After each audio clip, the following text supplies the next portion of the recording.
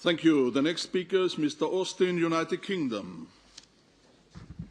Thank you, Mr. President. I want to also congratulate the rapporteurs for what I think is a very even-handed and well-balanced report. Clearly, there does need to be an establishment of the truth if there is to be reconciliation. But I think the priority for this Assembly and the priority for us here is to deal with the human rights violations which are continuing as we speak and as we debate here. Clearly, two countries, members of this organisation, have not fulfilled their obligations of membership. Georgia failed to create an integrated multi-ethnic society, failed to respect or protect the rights of minorities, and, as Mr. Lindblad had said in the earlier debate, used force against its own citizens. The actions of Mr. Saakashvili on the 7th of August have been condemned by all in this Assembly as having been foolish and with a predictable outcome. But the Russian response, predictable as it was, appears to have been pre-planned and was neither justified nor proportionate. And Mr. Badri in the debate on Tuesday was right to remind us that Russia had reneged in the agreements that it had reached with President Sarkozy for a ceasefire and for a referral of the issue to an international arbitration. The illegal occupation continues and the violation of the sovereign territory of a member of the Council of Europe continues. In the debate on Tuesday, Mr. Ostrovsky accused some of us of having closed our eyes to the situation in the Caucasus. But I believe it is the Russian forces, the occupying forces, who have closed their eyes to the continuing looting, rape and destruction of houses which is going on as this Assembly continues. And I think Mr. Yoshi and Mr. Van den Brende are right to remind the Russians that although an illegal occupation, the occupying power is responsible to protect the security of the citizens in the area where it has that power, and it is responsible for the violations of human rights that occur there. Other speakers in the debate have referred to the fact that civilians are the victims in this, in particular women and children. And I think we should also learn the lesson from Northern Ireland, South Africa and Rwanda of the contribution that women can play in the process of reconciliation and reconstruction of society, and we should bear that in mind. But I think the most important reports we have here today are those from Thomas Hammarberg, and we must act upon the recommendations of the Human Rights Commissioner. We need to investigate the human rights abuses. We need to ensure that those responsible are indicted and brought before an international court. And we need to ensure the right of return speedily of the displaced persons, and that means not only creating the security, but providing the resources for that physically to take place for the reconstruction and the infrastructure. Mr. Lindblad and Terry Davis in his speech yesterday and the Swedish presidency have called for enhanced monitoring and for perhaps some other sanctions that we might have other than ones of withdrawing credentials. What I would say is that we should not ignore the fact that whatever states may have done, there are members sitting in this Assembly who in their own parliament, in the Duma, voted for the dismemberment of the sovereign integrity of a member state. And that has not happened since the Reichstag did that to Czechoslovakia in 1939. And that should not go unnoticed. Thank you. The next is Mr. Fedorov, Russian Federation. Уважаемые коллеги, я бы изменил название обсуждаемого вопроса и назвал его «Вооруженный конфликт между Грузией и Южной Осетией, в который оказалась втянута Россия». В августовских событиях этого лета замешаны право и политика, разнополярность в оценке происшедшего, гуманитарная катастрофа, гибель людей, миротворцев, одним словом война.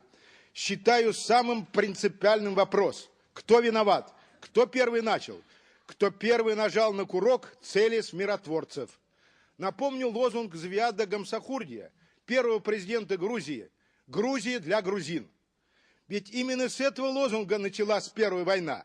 Один грузин, который 30 лет правил СССР, говорил: «Нет человека, нет проблемы». Сегодняшний грузин пошел дальше своего земляка. Судите сами. Военную операцию против Южной Осетии Саакашвили назвал «чистое поле». Смысл ясен. Нет народа, нет территориальных проблем. И иезуитство нынешнего лидера Грузии не имеет границ. Весь мир в августе жил и готовился к Олимпиаде в Пекине. Великий француз Пьер де Кубертен говорил: «А спорт ты мир. У Михаила другие понятия. Любой ценой решить свои реваншистские задачи. Ему нужна была маленькая победоносная война. Я задаю вопрос, почему это стало возможно? Где была миролюбивая Европа? Его покровители, ярые защитники, которые в ладоши хлопали здесь, в этом зале, и говорили, вот демократ, вот пример для подражания. Это мы его научили вместе с дядей Сэмом. Не только учили, хвалили, но и давали дурные деньги на подготовку к войне. За 5 лет военный бюджет Грузии вырос аж в 31 раз. Что, деньги девать некуда? Вы помните, мы громко и неоднократно говорили, уважаемые грузины, соседи, давайте подпишем соглашение о неприменении огня. Нет.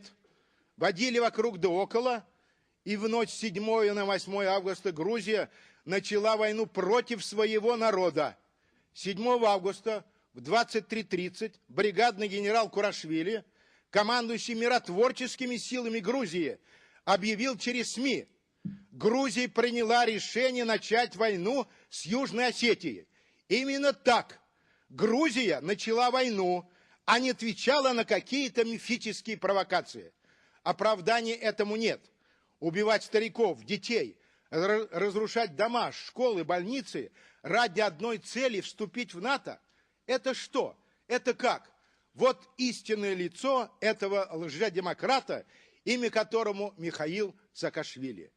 Некоторые сейчас втихаря говорят, да, режим Саакашвили совершил ошибку. Нет, господа хорошие, он совершил преступление. За геноцид надо отвечать по полной программе. Надеюсь, что расследование будет объективным и полным. То, что в августе месяце этого года на карте мира появились 2 независимых государства, Абхазия и Южная Осетия, это, как ни крути, исторический факт, историческая справедливость, и нам никуда от этого не деться. 25 августа я осознанно голосовал за признание 2 государств, так как это единственный способ не повторить новой войны. И мнение своего менять не буду. Thank you. The next is Mr. Kandelaki, Georgian. Mr. President, I'd like to start with expressing regret that our Russian colleagues are really unenthusiastic about the international independent investigation. They instead tell us that if the Council calls them to comply with international law in January, they will leave Council of Europe. That is called, ladies and gentlemen, blackmailing. And I call Mr. Gross not to buy blackmailing. Now, there are facts that are disputed, such as the outbreak of this crisis, and we believe we produced convincing evidence how the war started. But there are facts that are undisputed, such as the continued occupation of the Georgian territory, recognition of the breakaway regions in an attempt to legalize earlier ethnic cleansing, recognized ethnic cleansing, and finally open calls for overthrow of our democratic government. These all are declared policies of the Russian government. The question is, ladies and gentlemen, how far a member state of the Council of Europe can go to attract attention and rigorous scrutiny and indeed sanctions. Pretext of this war, dear colleagues, was manufactured by distributing these passports, these unsigned passports echoing darkest times of European history. People in these passports had no idea that they were Russian citizens. Are we ready to accept this? Prior to the escalation, the picture was the following. Direct Russian rule through appointment of Russian generals at ministerial posts in South Ossetia was cemented in 2004 when Georgia launched ambitious reform agenda. The more reforms were delivering, the more frustrated Moscow was getting. The question is why? Indeed, the case is that it is not NATO and its military that Russia or Kremlin Inc. is really afraid of, that it can never defeat in a military conflict. It is tragic discovery of this crisis that what Mr. Putin is afraid of at Russian borders is freedom and democracy. Indeed, a regime that calls collapse of the evil empire greatest geopolitical catastrophe of the 20th century cannot not fear freedom.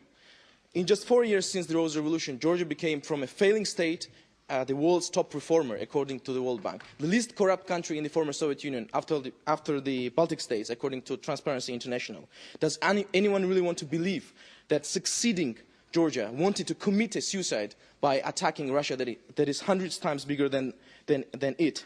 Another reason for Russian frustration was increasingly positive dynamics of the peace process. We all welcomed the peace plan proposed by German Foreign Minister Frank-Walter Steinmeier, involvement of Mr. Solana in this conflict, and so on. No wonder Russia undermined German-sponsored peace talks in Berlin, as well as efforts of Chairman in Office of the OSCE, Finnish Foreign Minister Alexander Stubb. Ladies and gentlemen, we are not calling for isolation of Russia. Mr. Gross yesterday spoke about political learning, and I think the chief lesson of this crisis is indeed that ambiguity and lack of clarity invites further aggression. Thank you.